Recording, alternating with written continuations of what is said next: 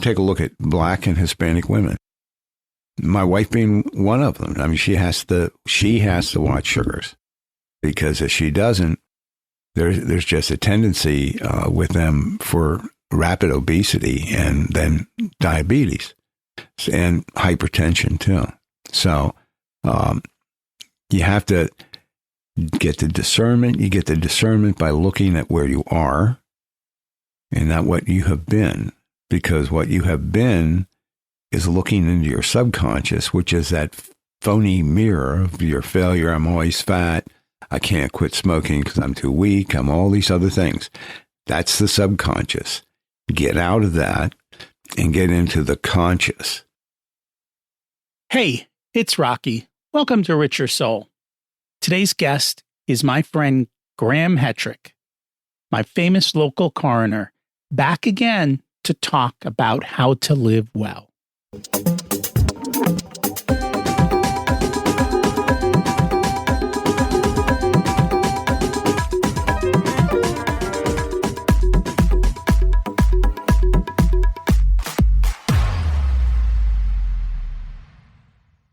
Imagine it's 12 months from now, and you've achieved your major life goals.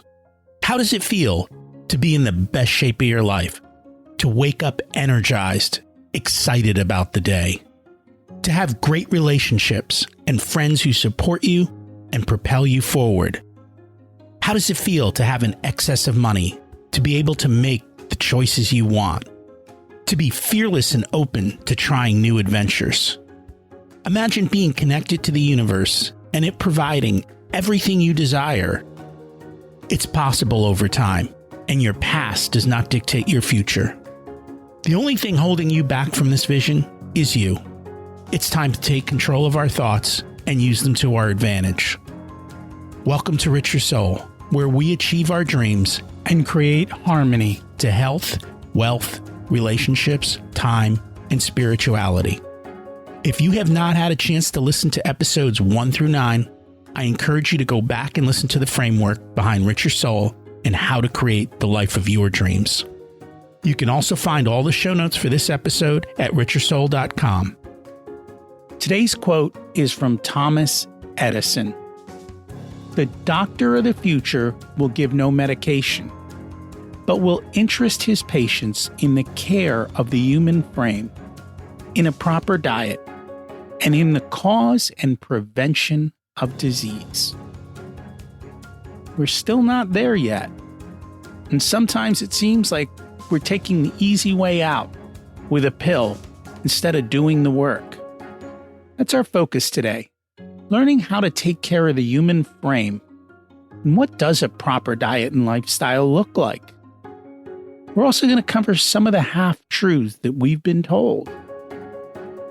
Before we get to that, last week's action step was to ask, what do you have in your house that your grandparents would think is a luxury that you see as a necessity, and asking, is it making you happier? As for me, I keep trying to simplify my life as much as possible. Letting go is the key to happiness for me. Not easy, but I keep moving in that direction, one step at a time. The longer I live, the more dismayed I've become at government and large institutions. They're supposed to help us, but the information they put out sometimes is just flat out wrong. In the desire to do the right thing, they create unintended consequences. Or sometimes they do the wrong thing. Our current recommendations for diet are horrible. The guidelines for how best to treat chronic disease leave a lot to be desired. More importantly, getting to the truth is almost impossible unless someone can profit from it, because no one can afford to do the studies. Also, we're all different. For example, one of us may react to a peanut and die. Another one might thrive.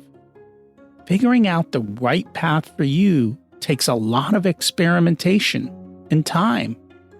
And then we change and we react differently over time. So you got to go back and redo it. If we don't even know how to do this, then the reality is you're in the drift. And I think that's where a lot of people are, waiting for someone else to tell them how to live. Most of us don't have the time and space to figure it all out and spend the time doing all the research. I hope to at least open up some paths for you to explore and look and see what works for you, because we're all different. Some paths work, and usually the ones that always work tend to be math-based, like building wealth. But you've got to figure out your path and make sure that it works for you. How you live is how you die, and we leave clues behind when it's too late to do anything about it. So then why not change it while we still can?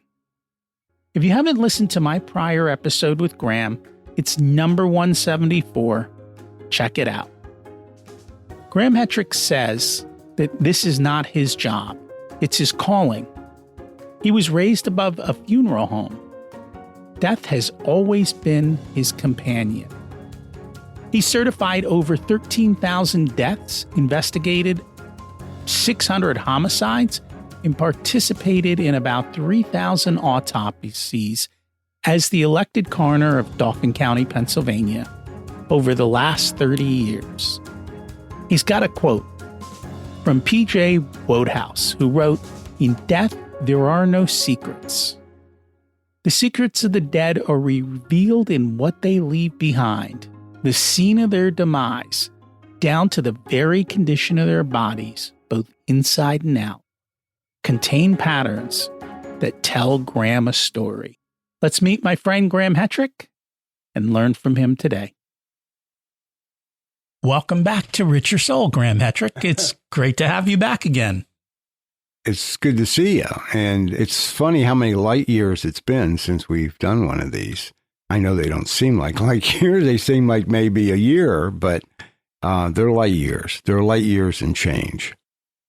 True. The last time I was here was before COVID, and today is kind of different. Usually most of my interviews are done via Zoom or some sort of online platform, but this is actually live today, sitting in front of somebody, which... Yeah. And I have had to teach by Zoom because I lecture, and so I was going to teach physical anthropology down at one of the universities, but I said, "What's the first name of that course?" And she says, "Physical." I said, "I will not teach it." Because you have to hold the bone, you have to look at its texture and its suturing and all these other things to do calculations, and it just wouldn't be an effective course. So I said, "No, I'm not going to do that." Plus, I don't like the format. It's a necessary thing, but I don't like it. That makes sense. So we're back to kind of see what you're seeing these days in society. You're the coroner, so you kind of see the end results of what happens as people live and essentially as they die. Well, I'm the guy you don't want to invite to a dinner party. Because, I mean, I may as well have a sickle and a black robe, because we are living in a very complex, a very dangerous world right now. I was just listening to something that had nothing to do with pharmaceuticals or anything else, but just the products we eat and what is in the products that we are eating and the oils that we consume, and the issue of non-alcoholic liver disease, even in kids. There are fetuses today being born that have mesenteric fat.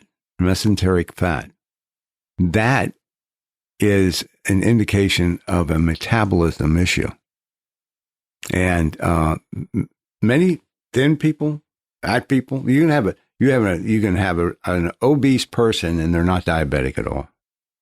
Their metabolism's fine. Well, maybe not fine, but good. They're not diabetic. You have other individuals who are thin and they're diabetic. But if you open them up, and that's what I do, and you look where all those squiggly lines should be of the intestines, that's not there. You see this different colored fat, which is called mesenteric fat. And it's a good indication that that is a metabolism problem. And that goes along with what you see next door to where those intestines are, over in the size of a rather large 1,400 gram organ called the liver, and it's mottled in color, yellow, and then the more red or purplish, and this can be in very young people. Well, it is in very young people. And this has cost, I forget how many hundreds of billions a year now, the congenital diseases are costing the medical system. It's going to bankrupt it. It's not going to, as far as I can see, you won't be able to handle it. Everything is sort of up. I think you'll see the death rate up this year, not necessarily at all because of quote unquote COVID, but overall because of stress, shutdown, the infection itself. I had what they call the COVID, but I have the antibodies and I had it naturally. So I'm actually happy. As a matter of fact, my son called me. He said, Dad, my grandson is a surfer all over the world. What a life, huh? So you talk about happy life. And he had COVID and his roommate had COVID. And so I said, that's great. He says, what do you mean? I said, well, that's great. He'll be fine. And so he was, because he's just not in that age group, and it's amazingly survivable by about 99.998. So what is causing the fat issue in people? Like, what's changed that's caused that? Well, it is industrial and processed foods, industrial farming and processed foods. There's no doubt about it. We would be better off if we farm more responsibly and we did it locally, and you could support those local farmers, which this is starting to begin quite a bit. If you take a look at, Moink Meat, they're getting their meat and shipping it all over the United States because it's grass-fed, and also they're dealing with small farmers. And it's been a very successful business. Now there's a one, and I don't know the name of it, but it is specifically for fresh-caught Alaskan fish of one kind or another. And they're doing the same thing Moink did, and they're directly dealing with smaller fisheries and that sort of thing. So it's interesting. I think people are becoming somewhat more aware, but it certainly isn't the majority. Vegetable oils are not good for you. Sugar is poison. And it's not me saying this. I research these things because I see it on the bodies. And to give you an example of the way things are going, we had to get larger cots because of the larger people. And by large, I mean, it's not uncommon for some people to pass away at 450, 500. I think the heaviest one I ever autopsied was 750 pounds. That's pretty husky. So to say that we don't have these problems is an issue. And we are hesitant to talk about these problems in a free and open way. For instance, I just mentioned this Dr. Lustig, Lustig. He's an endocrinologist and a tremendous researcher. And he came out with a YouTube video, Sugar is Poison. And he was so chastised by almost every group I could think about initially. They've softened a little bit because the studies have been so good proving him right that sugar now has 54 different names on a label. It can be any one of these different names. But fructose is not the same chemical thing as sugar, just glucose. It's excuse me. Fructose. When they talk about fructose, it's manufactured, they link one sugar with another, glucose and fructose. And it doesn't handle well in the liver and changes the passages of how it goes throughout the human body. Lustig, being somebody that is brilliant in human physiology, was looking at all this. And what he noticed was that everybody was preaching calories in, calories out. And that's just not it. They were also preaching, you have to watch the fats. So they said the bad things are the fats or the sugar, or there was one other element they were blaming.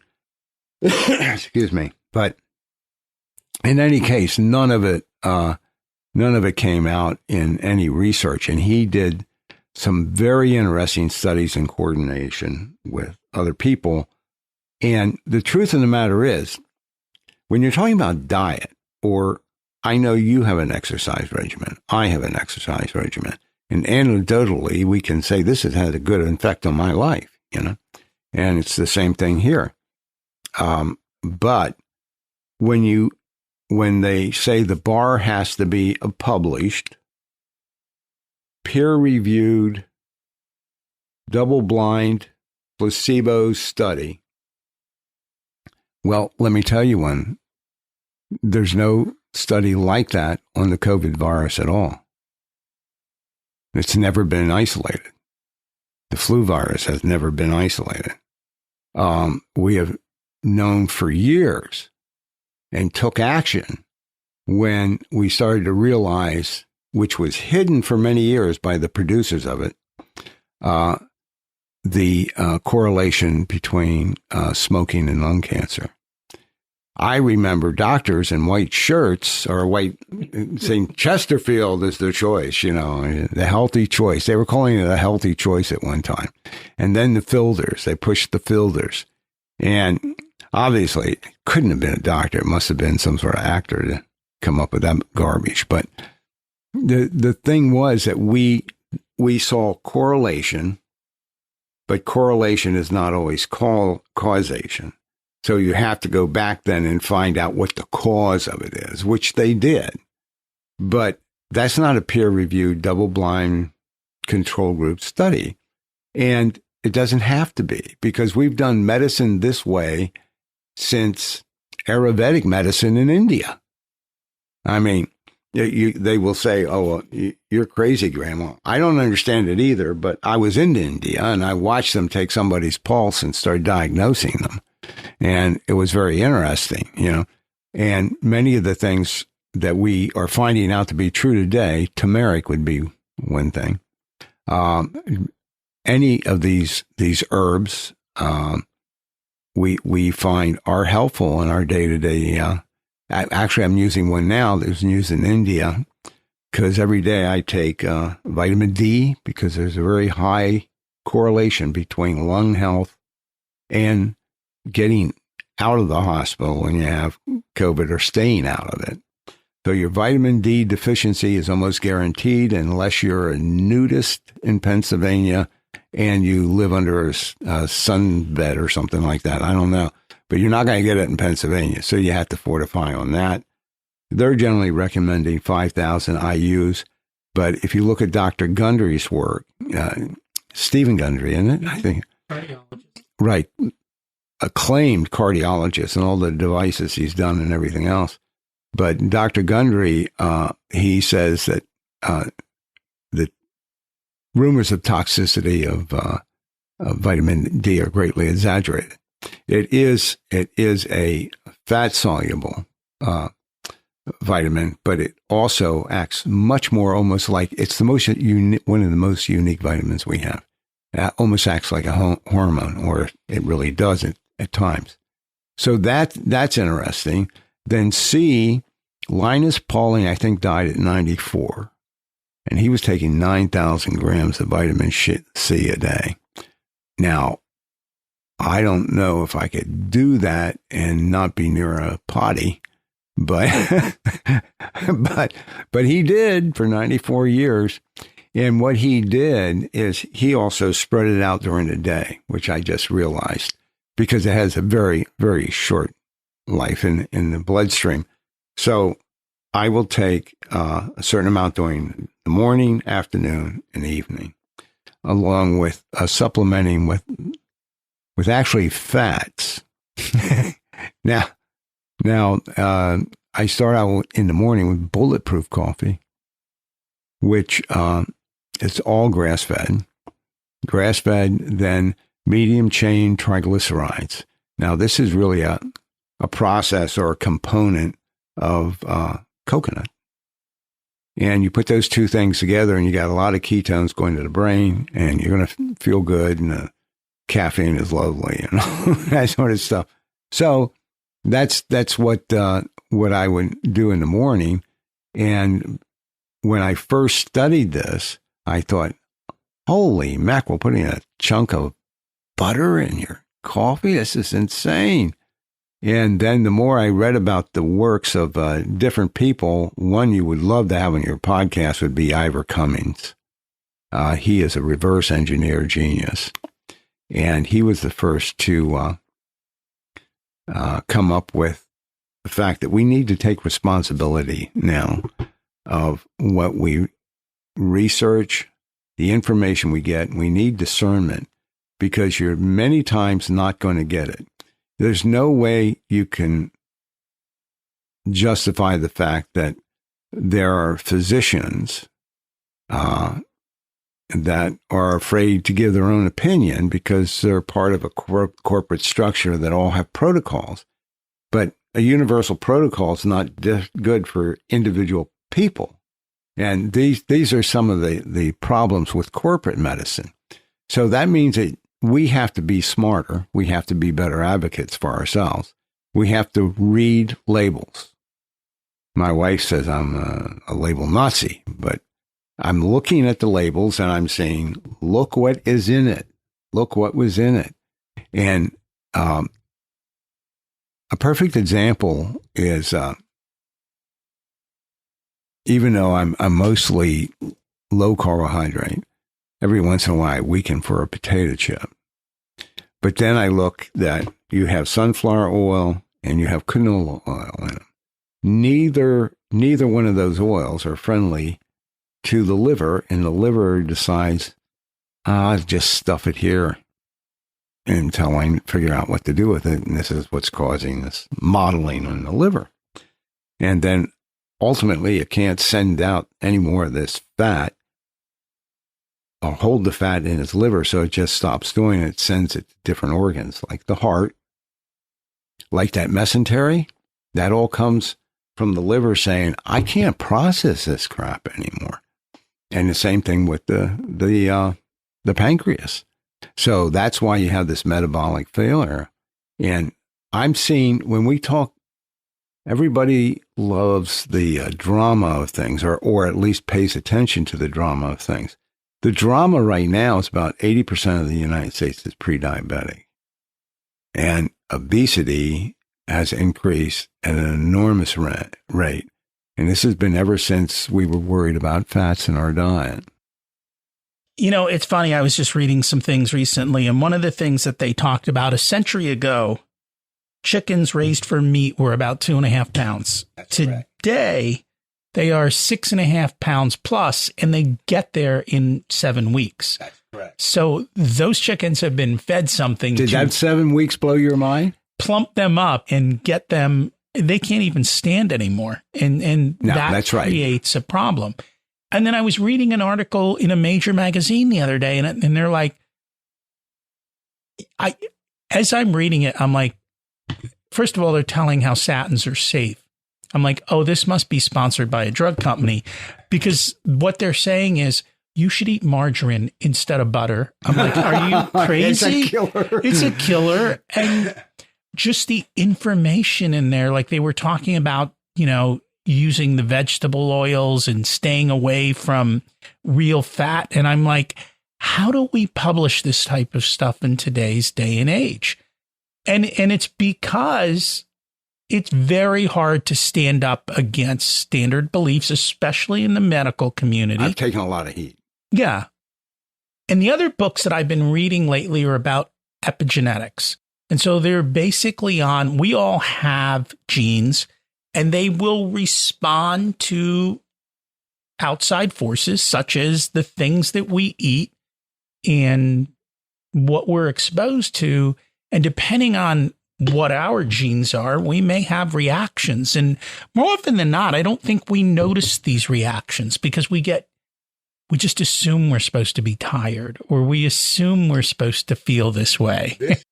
That's a very unique statement because I don't think people really understand what healthy is. No.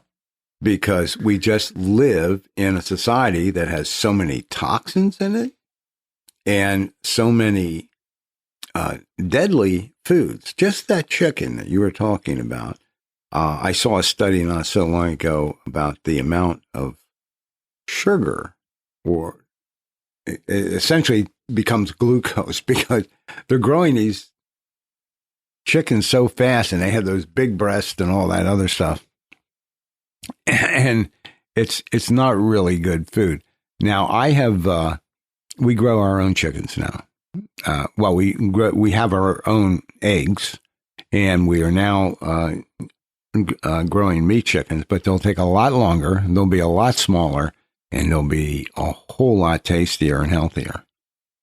And we actually we call it a pen tractor, which the chickens are in this pen, so they can graze, and then it's on wheels, so then you move it down the next week to another part of the field, and then another part of the field.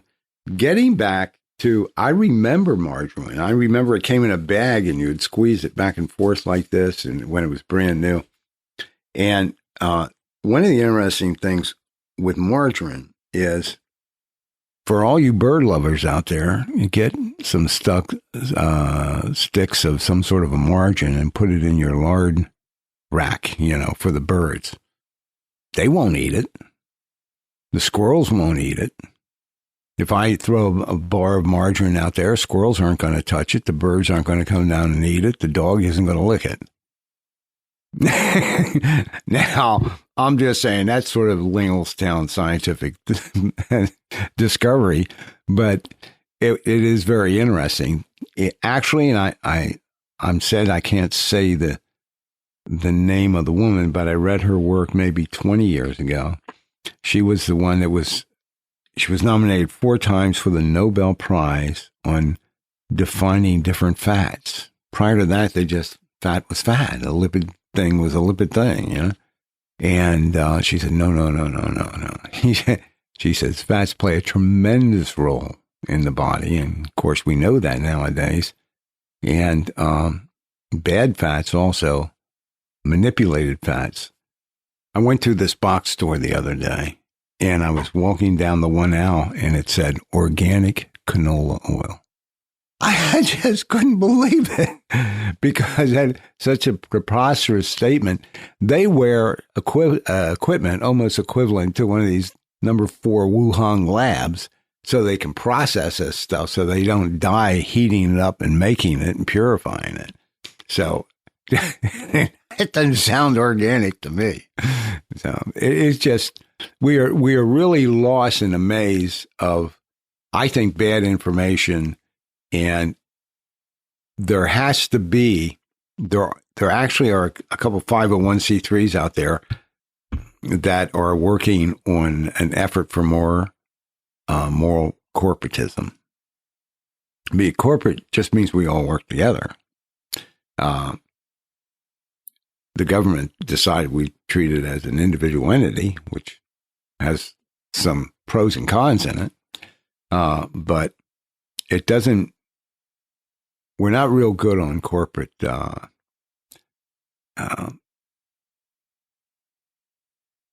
morality nowadays. It's not consistent with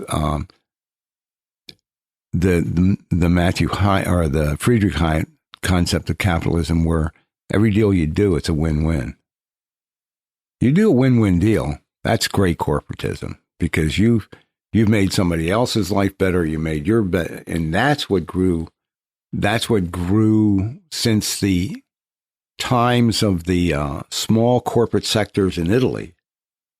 That has been the growth of capitalism and its strength. If it is good capitalism, I don't think anybody can argue that it has performed better than socialism, communism, and totalitarianism. So, but it's going to require us all to make a life change. And your whole podcast is about, how do you think? How do you think in times like this? And what do you do? And one of them is, let's stop the alienation, because I might think differently than somebody else. Let's talk about it. And I'm actually doing that with several people I know that are, it's not hard to be 10 times smarter than me, but they are. I mean, the one guy quit neurosurgery because he was bored with it, then went into pathology, and then decided he'd study genomes. So I'm cutting wood today. But he's a very smart guy. But one of the reasons he's so smart is he's always anxious to find out if he's wrong. Yes. That's what I'm always anxious about. Like, show me I'm wrong so that I can change and do things better. So it's constant testing. And I think one of the biggest problems we have today, and I don't think people even realize it, even if you go into the university setting and you look at studies, it's all a matter of who's funding the study. If you can't get a study paid for, there will be no study. And so studies aren't designed necessarily to prove certain things. They are designed because somebody needed something proved in the sense that they wanted a specific outcome. And so that when you start looking at the reasons behind why things are done a certain way, it's quite eye-opening. The statin study itself was a farce. And if you get William Davis's, another cardiologist, his book, Undoctored, it's brilliant. And he high marks that whole study, and he goes through it. There's a difference between relative risk and actual risk. And it's an inferential statistic thing where you compare the ratio of risk rather than the actual how many people died or how many people got sick. That's just data. That's the name. The other one is how do you interpret and correlate it. So Dr. Davis in that book, Undoctored, goes through, it was Lipitor. That was the first big study. And it is interesting to find out that there was very little differential as far as people living longer at all. It just didn't happen, not to a significant statistical significance. But also, that's why they did it then, and they do it all the time now. Because I heard cardiologists talk about this, and they said, well, you have 40% better results as far as people having arteriosclerotic artery. And that's not really true. It's just that the difference in the ratio from when a person had it and didn't have it was a 40% difference. But that doesn't mean how many lives you're saving or did they live longer or anything else.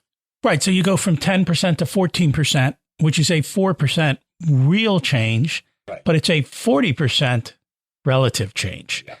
And that's what they promote, the 40% relative change. And then they don't talk about the side effects and everything else that go along with it. And at the end of the day, the biggest problem is the people take the drug and they go, now everything's fine, so I'm going to McDonald's.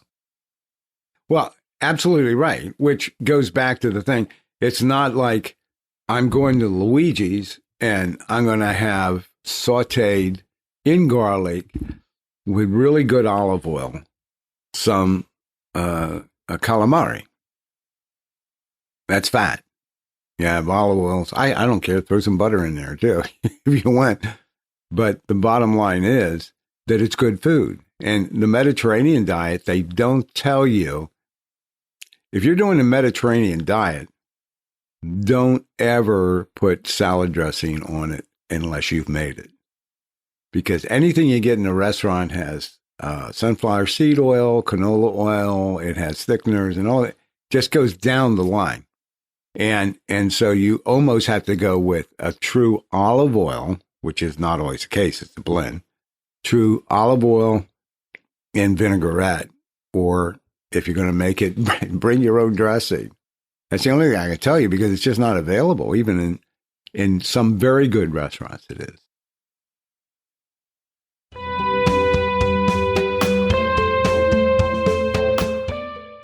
Today's episode is sponsored by Profit Answer Man Podcast. Did you know that most small business owners hate looking at their financials? It's one reason they may struggle with business success. The Profit Answer Man podcast helps them ensure they are profitable and can pay their employees and weather the storms we all have to face. It's built on the Profit First methodology of pay yourself first. The Profit Answer Man podcast is a must listen to for every small business owner and anyone who wants to help them survive and thrive. Check it out on your favorite listening platform.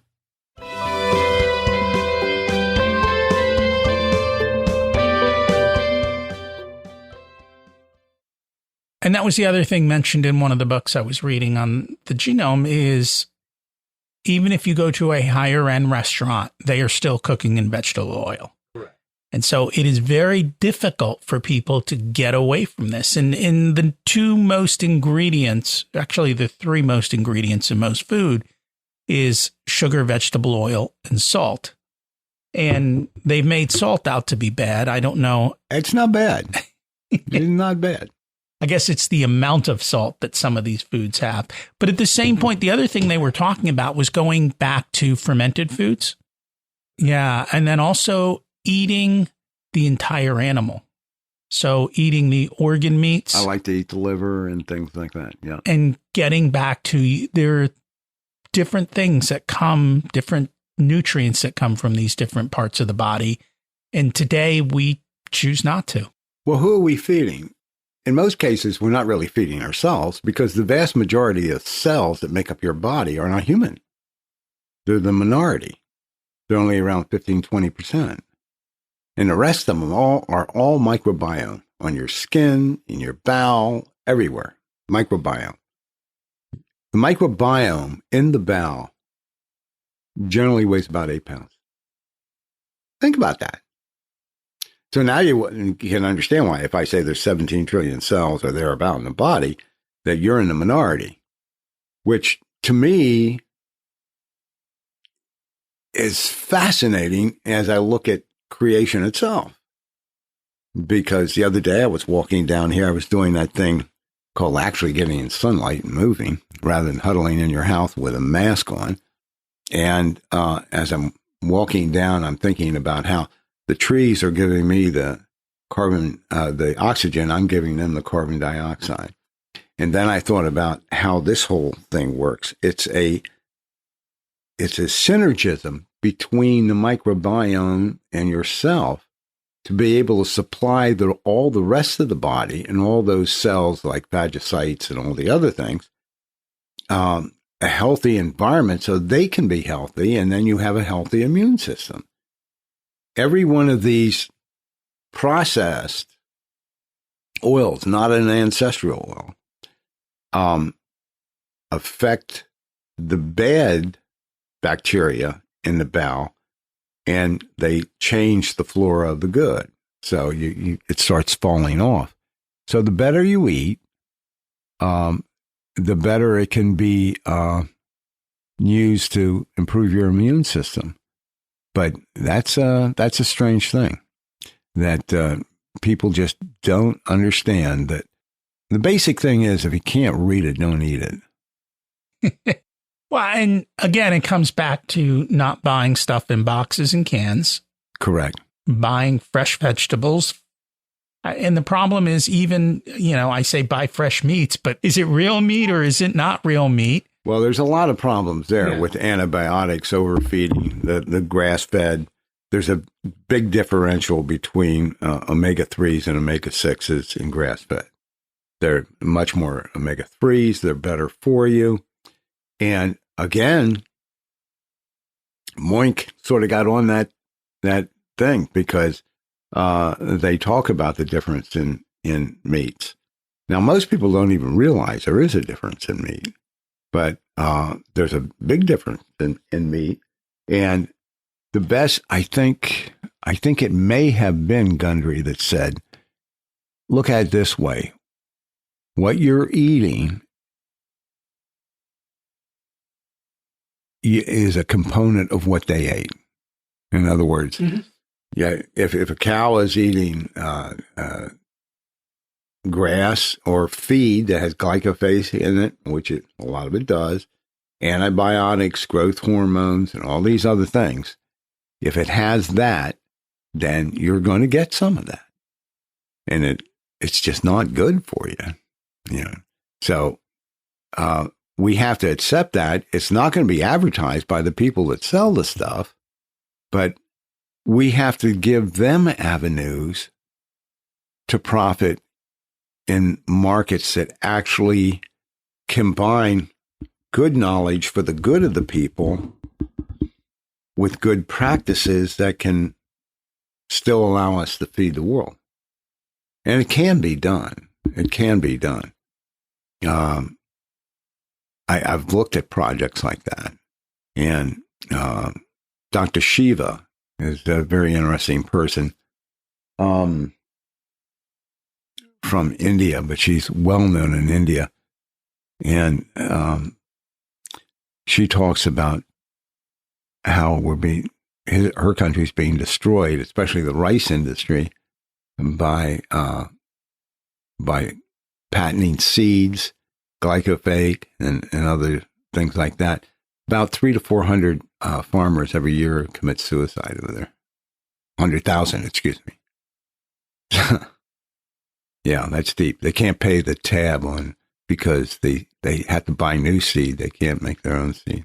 The plants no longer create seeds for the next crop. Yeah. It's all controlled by chemical companies. Wow. It's hard to find real food. I mean, I think that's the biggest problem. That's why we've made this all of a sudden statement. I got together. I live on a place with some family. And, okay, we're going to get together. We're going to grow our own food. We're going to raise our own eggs. We're going to have our goat's milk and goat cheese and all the things that would be necessary for sustain ourselves without going to the store. We're going to see how it works. I know it worked for thousands of years. I'm going to try it now. You just don't know what's going into food.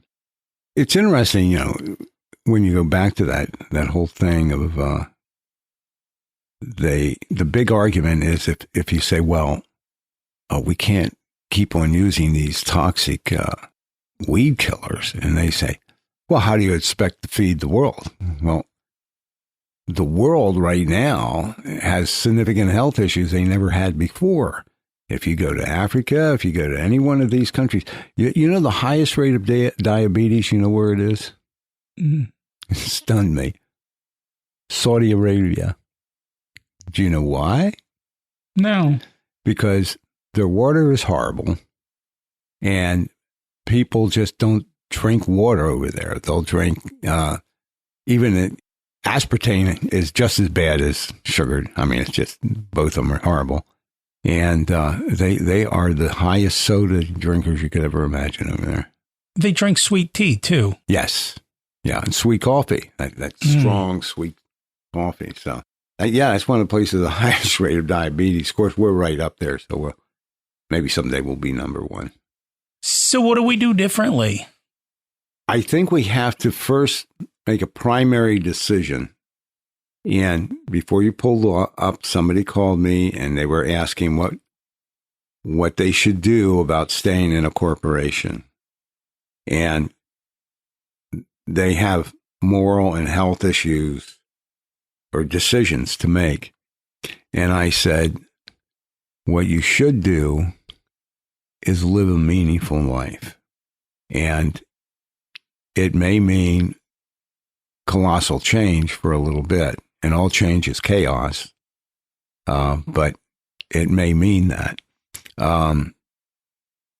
We certainly have changed attitude here at my place, because essentially we've dedicated ourselves to growing our own food and having our own meat.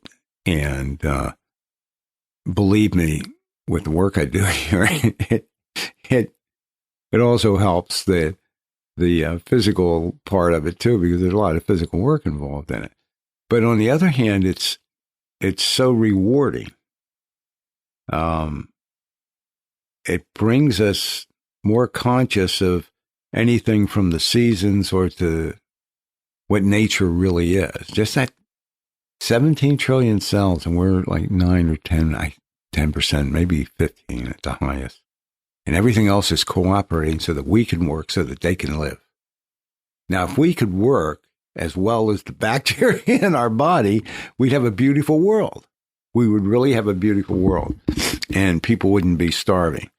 But we can do it, but we have to make a conscious choice to say, I want to profit, I want to have a family, I want to have an income, but I also want a better world. I want to live in a better world and help people. There's no way. You hit on one of the key issues, and that is education. It is so bad in the United States right now that it's hard to even describe, because they're graduating people that cannot read, write, and do math into a technological world that is competitive. So this Dr. Bruce Alexander, he's a key point study for me on addiction. He said that he put the rats in a cage and gave them cocaine water, regular water. They were dead in a week. But you put them together, you build a little Wally world over here for them to go through all these rat things that rats do. And then on top of that, you have the cocaine water and the regular water. They don't mess with it. They might taste it and say, nah, I'm going back to Wally world. So he calls this in his thesis, I've read his thesis, dislocation. And the dislocation, he points out to the American Indians are a perfect example of it. You take away their religion, their language, their territory, just about everything. And to this day, they're traumatically affected by that. And it was the same up in Canada. He's from Canada. And he talks about the same thing. So what we have to do is we have to change the cage. And the cage here is better behavior by everybody. It really is. Yeah, we have to have, we don't even have sense of community anymore. And I noticed I saw an amazing assault. It was on one of the New York streets the other day. They beat a 67-year-old man and stabbed him. And there's people walking by, not interceding in any way, shape, or form. And we can't be this. We cannot be this. There's meaning to life, and there's meaning to the fact that I personally think, and I guess that affects my whole worldview, I think that we're created beings. And by creative, I'm not going to have the argument whether it was 6 days or a day is worth 1,000 years, any of the other things. But I can tell you this, that there's a Dr. Meyer who has done tremendous work on DNA, of which we understand very little about it, by the way.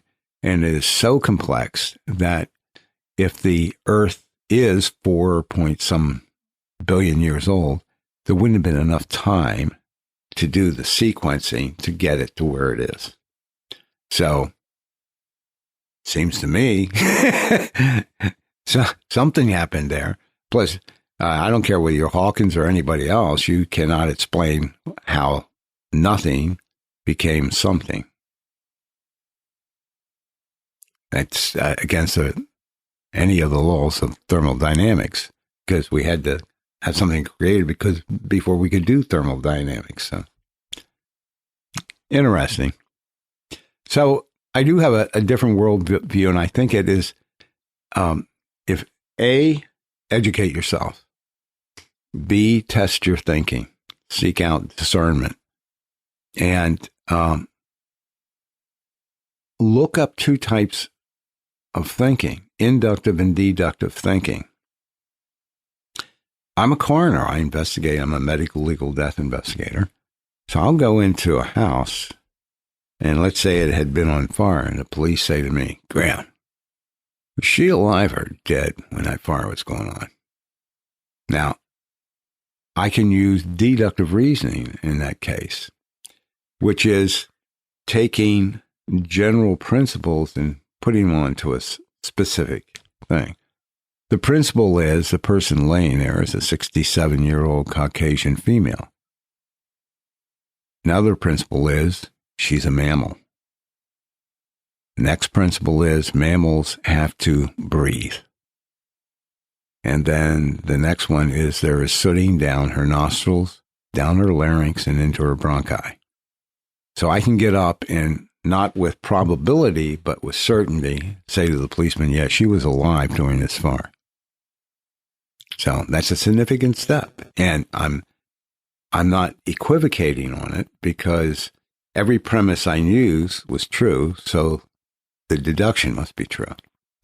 Now, that's deductive reasoning. What we're using today in a great preponderance over deductive reasoning is inductive reasoning. So let me show how I would use this, like in a medical legal death investigation. We have a dead person, and he's one of 4 or 5, and they all have the same modus operandi. So now I probably have a serial killer on my hands, and we're looking at whomever that any one of these 4 people had interaction with. And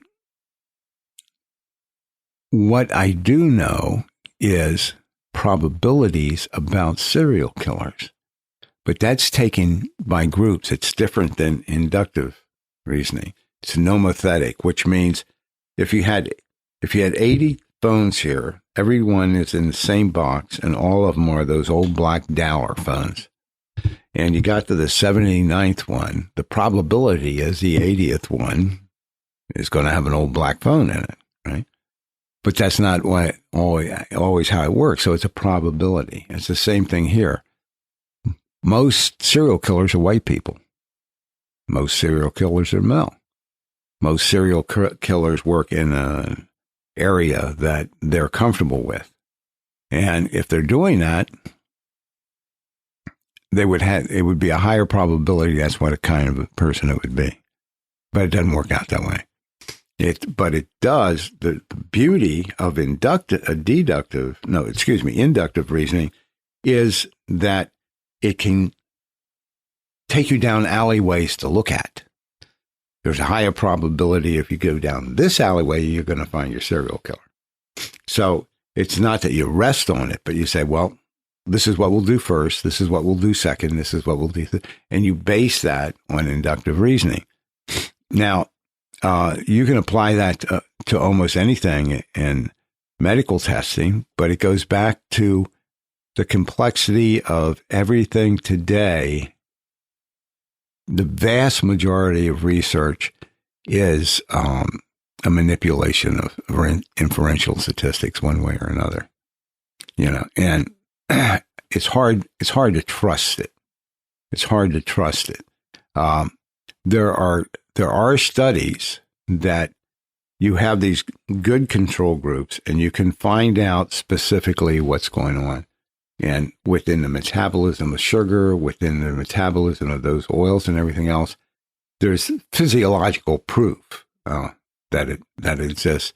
But it took 70-some years to do it. to say, oh, yeah, it is the sugar. It's not the fat. 70 years. Well, there were a lot of people paying for sugar studies. That's right. You know them too. Yeah. Yeah. And that's just the reality. It's who's funding the study and what do we want the outcome. You know, the orange juice growers have a lobby and they want you to do that. And the cereal producers have a lobby and they want you to eat breakfast. And, you know, you look at the studies on school performance and eating breakfast, you're not looking at the appropriate control group because they're not looking at people who are well fed the rest of the day, right, and then giving them yes or no on breakfast. You're looking at people who aren't well fed, and now you're finally feeding them. And the same thing happened. I think it was the sports drinks, right? The sports drinks came out because back in the day, they thought that drinking water during practice and games was bad for you. Like that's what the coaches would do. So all of a sudden you give someone sugar water and they're doing great. Well, duh, because they're dehydrated, not because they need the sugar, and an industry is born. Yeah. And once you start to realize the stories behind it and how it came to be, you realize, wow, we kind of are being fooled about a few things in life. Well, it's going to be interesting to look back 5-10 years from now and see what was assumed to be good thinking today and what our potential could have been. I'm hoping that we come out of this because it does seem like every year is a light year. I'm hoping we come out of this more sensible and broader and not linked. Well, I've started a 501c3 and it's called the Coroner Cares. And the whole thing is I want to fund research that would not normally be researched. For instance, Wim Hof. Did you ever hear him? Yeah, I've seen him speak. Yeah. I've done for 5 years or so now the Wim Hof method, and I do the breathing. I now go down every 4th Thursday, and I teach addicts how to do the Wim Hof. Now, I'd love to do a broad study on this and get the histories of each of the addicts, and I won't have the time, but I'm going to try to get somebody funded so that they can do this study. The other day, a friend of mine is going through COVID right now. He's about 52, 54, and he has COVID, but he's a very healthy person. So he gets the COVID, and it was unpleasant for him. It was unpleasant for him. And he contacted me the other day because we're in our own cooperative growing different foods. And he said, Graham, I'm still like at 94 on his oxygen. And I said, I want you to do Wim Hof's beginner exercises. The beginner, which is only 3 sessions, pay attention to the retention, because that's important. And he did. And he called back the next day. He said, man, he says, I'm up to like 97 now, 96, 97. And he said, this is awesome. And I said, well, I'm an old man. I know what I'm talking about. But how do you get it funded? It took him 22 years to get some European universities to actually study him. And what he came out with is that you can't commercialize it. So no wonder nobody would fund those studies. He begged people. He said, find out why I'm like this. How can I stand in ice water for 80 minutes and come out and still have a core body temperature that's almost normal? You know, how can he hike Kilimanjaro in shorts and shoes and a stocking cap and not have frostbite? So I would think it's just like we never studied the placebo, do we? If there's 30, 40% placebo, wouldn't you think we ought to look at that? Well, doctors used to hand out placebo back in the day. Yeah, I know. And it was actually better for you than the crap they hand out today. That's correct. But even if you look at many studies and you look at the control group, many times the placebo group has good results. Correct. Compared to what is expected. So they see improvement in the disease on placebo. The other thing I think that my own personal opinion is the approval system in the pharmaceutical area of going through the FDA. I have 2 studies that I'm hoping will get through FDA, not that I did, but that I was involved in, right? And the truth of the matter is, this is a revolving door between pharmaceutical companies, especially Pfizer, and the FDA. And the FDA, how do you do a protocol for 5 to 11-year-olds with no substantial change? And now we know that, I think it's tolamine, it's a blood thinner, October the 26th, they made an amendment on this FDA for the approval that they would put the blood thinner in the vaccine. Now, if there's not a problem with myocarditis, pericarditis, thrombocytopenia, and all these other things, why wouldn't that be done? And if it is done, why wouldn't you be telling people this and saying, we're going to try this as a resolution? Then the problem is, and it was the FDA director that said this, he says, well, we really don't know what some of these results will be, but we have to do it to find out what they are. Is that your kid? Is that my kid? They don't have informed consent, so it's got to be the parents.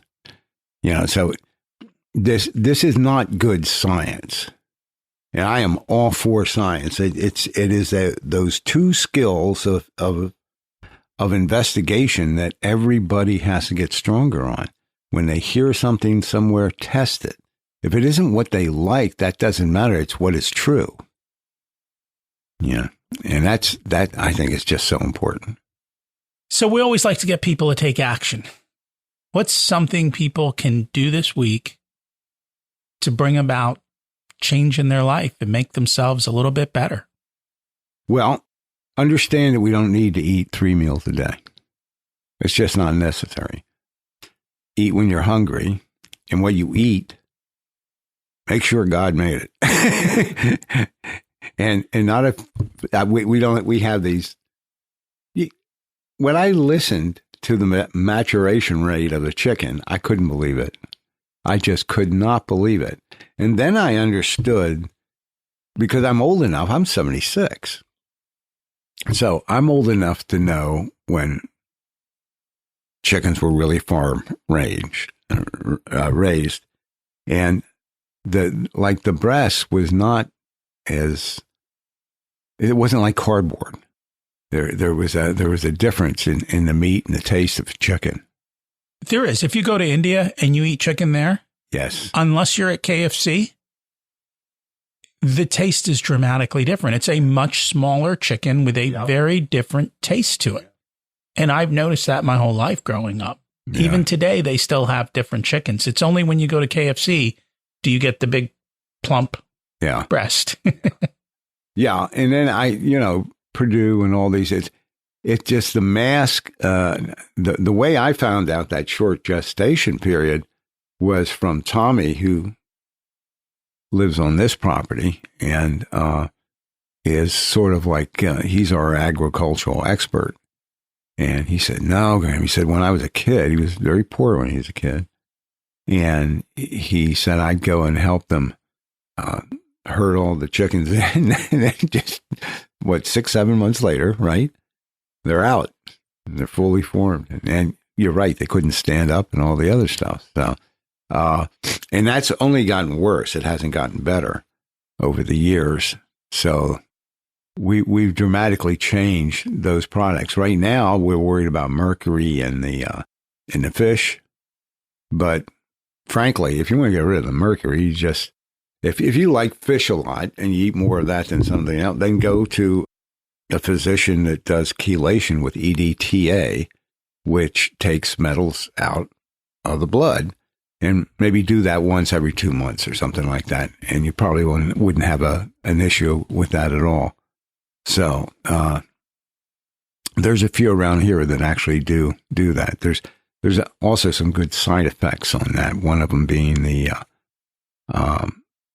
some studies, not a great amount of them, because again, there's no money in this.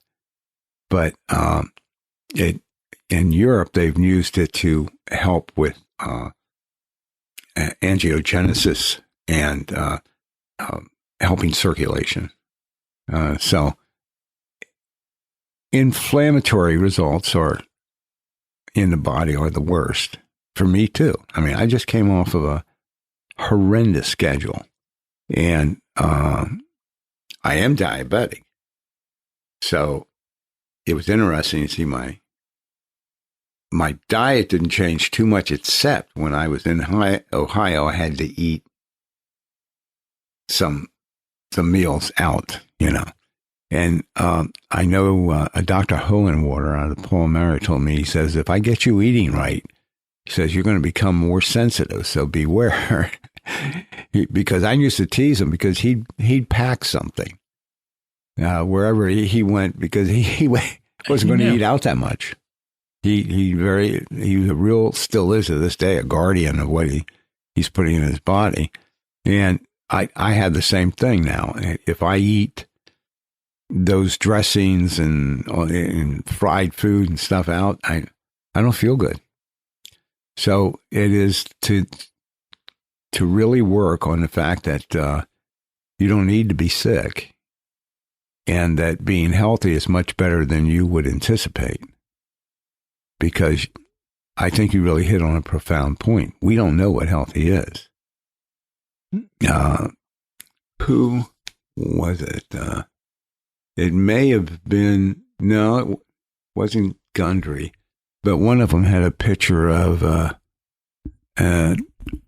couple of indigenous tribes, and all of those people in their 90s, none of them were obese, and they were muscular, and they either died of accident or just finally wore out, But they didn't have those congenital diseases. And as soon as you start, take a look at Black and Hispanic women.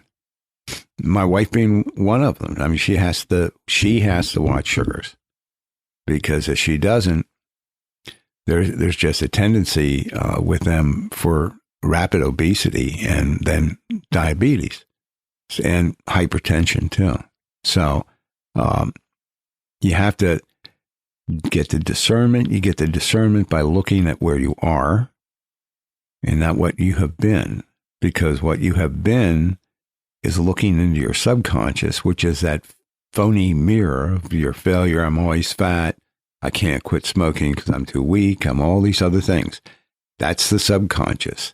Get out of that and get into the conscious and say, what is going on in addiction?